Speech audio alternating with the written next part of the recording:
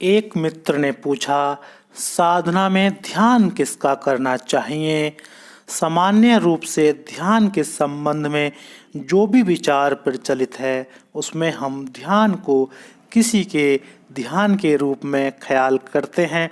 किसी का ध्यान करेंगे, इसलिए स्वाभाविक है यह प्रश्न उठता है कि ध्यान किसका करना चाहिए, प्रार्थना किसकी करनी चाहिए, आराधना किसकी करनी चाहिए और प्रेम किससे करना चाहिए।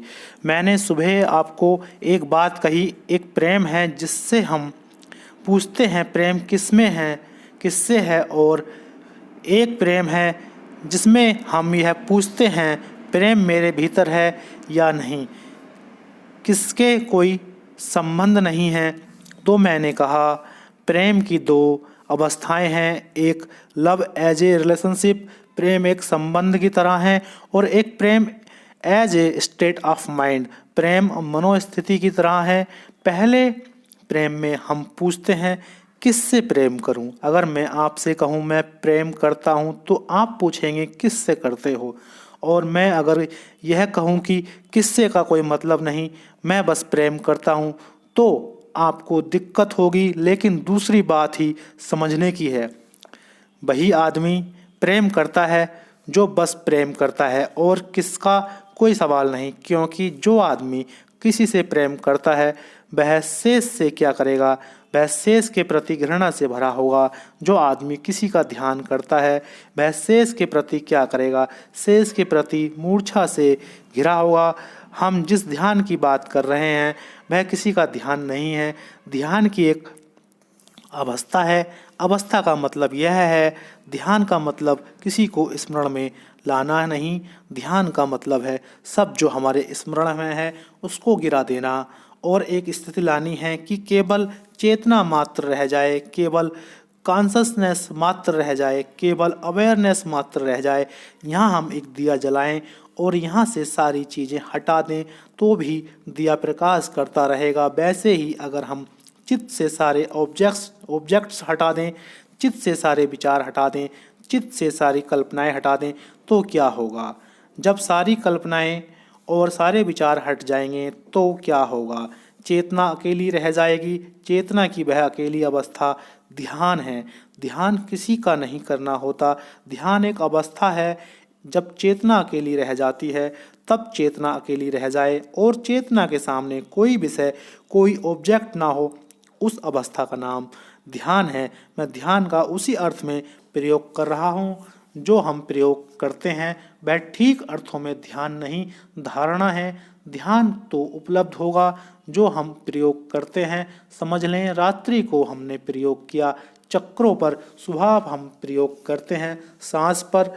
यह सब धारणा है, यह ध्यान नहीं है। इस धारणा के माध्यम से एक घड़ी आएगी, सांस भी विलीन हो जाएगी। इस धारणा के माध्यम से एक घड़ी आएगी कि शरीर भी विलीन हो जाएगा, विचार भी विलीन हो जाएंगे। जब सब विलीन हो जाएगा तो क्या शेष रहेगा? जो शेष रहेगा उसका नाम ध्यान है। जब सब विलीन हो जाएंगे तो जो शेष रह जाएगा उसका नाम ध्यान है।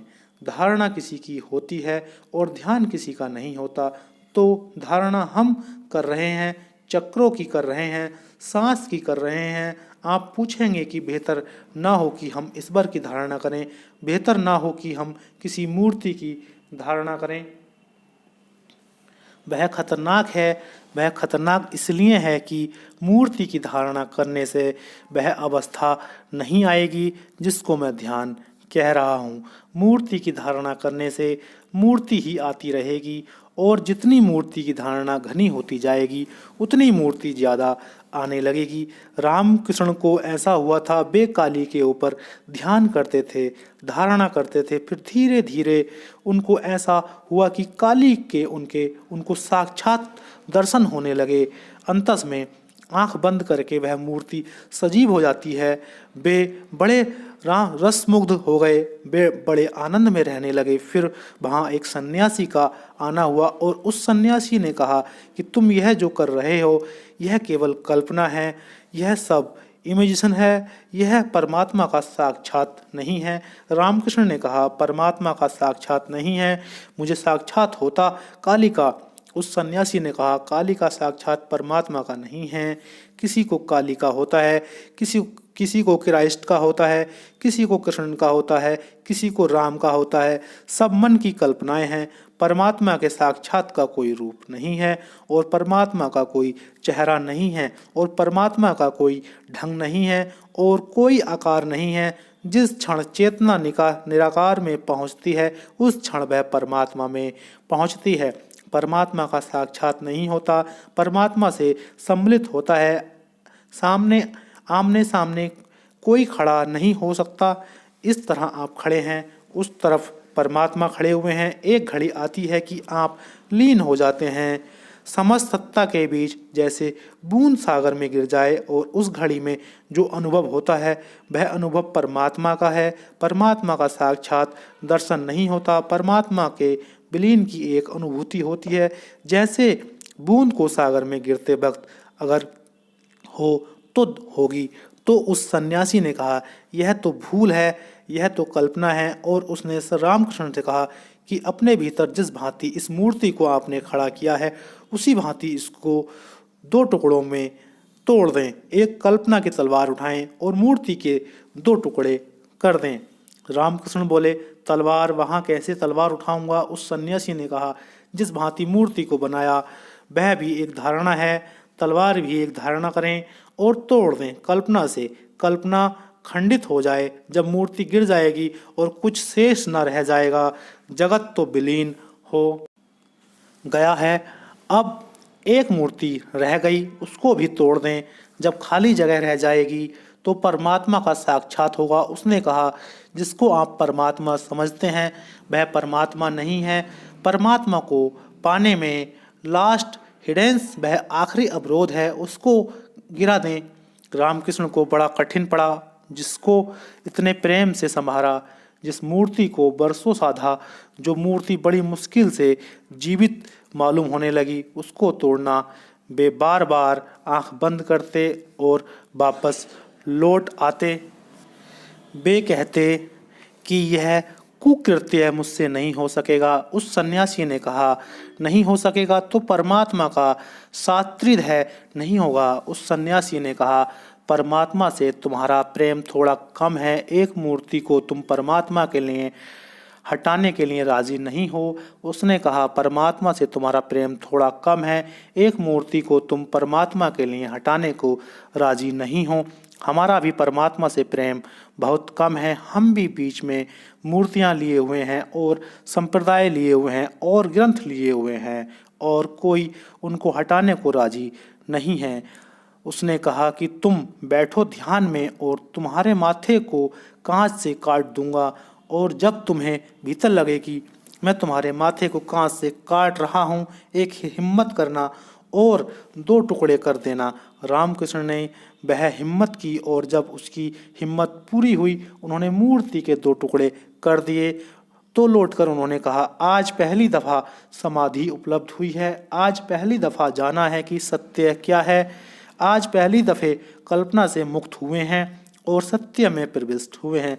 तो इसलिए मैं किसी कल्पना करने को नहीं कह रहा हूँ। कल्पना का मतलब यह है कि किसी ऐसी कल्पना को करने को नहीं कह रहा हूँ जो कि बाधा हो जाए। और जो थोड़ी सी बातें मैंने कही हैं, जैसे चक्रों की, जैसे सांस की, इनमें से कोई बाधाएं नहीं हैं, क्योंकि इनमें कोई प्रेम पैदा नहीं होता और इनमें कोई मतलब नहीं है। ये केवल कृत्रिम उपाय हैं जिनके माध्यम से भीतर प्रवेश हो जाएगा और ये बाधाएं नहीं हो सकती। दोस्तों, आपको कैसी लगी कहानी बताइएगा ज़रूर। तो केवल उन कल्पनाओं के प्रयोग की बात कर रहा हूँ जो अंततः ध्यान में प्रवेश होने में बाधा न बन जाएं। इसलिए मैंने किसी का ध्यान करने को आपको नहीं कहा, सिर्फ ध्यान में जाने को कहा है, ध्यान करने को नहीं, ध्यान में जाने को कहा है।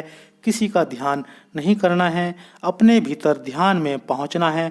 इसे थोड़ा स्मरण रखें तो बहुत सी बातें साफ हो सकेंगी। दोस्तों, यह जो लिया गया है ध्यान सूत्र से लिया गया, ओशो की किताब से है। और यह आपको जो मैंने सुनाया है, ये आप है समाधि समयक रूपांतरण के संपर्क सूत्र से, पेज नंबर 95 से लिया गया है। ये पैराग्राफ है जो मैंने आपको सुनाया है। उम्मीद कर रहा हूँ आपको बहुत अच्छा लगा होगा, मुझे तो अच्छा लगा। और आपने पहली बार सुना है तो आप इसको चैनल को सब्सक्राइब करके ज़रूर जाइएगा। बिना सब्सक्राइब करे आप प्लीज़ मत जाइएगा। बहुत बहुत धन्यवाद। Thank you.